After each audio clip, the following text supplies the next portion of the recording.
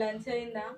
ఇదిగో ఇవాళ నా లంచ్ వచ్చేసి నేను ఏమేమి చేశానో చూపిస్తానండి. మా చెల్లె వాళ్ళు వచ్చిరని ఇవాళన్నీ కొన్ని కొన్ని స్పెషల్ ఐటమ్ అనమాట. చూపిస్తాను రండి ఒకసారి.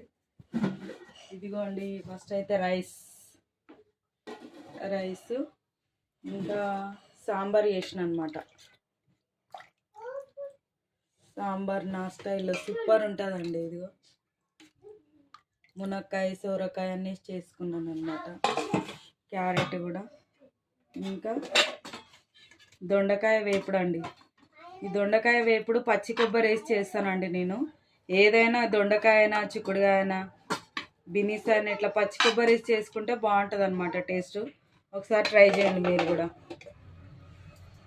ఇంకా ఇదిగో చికెన్ ఫ్రై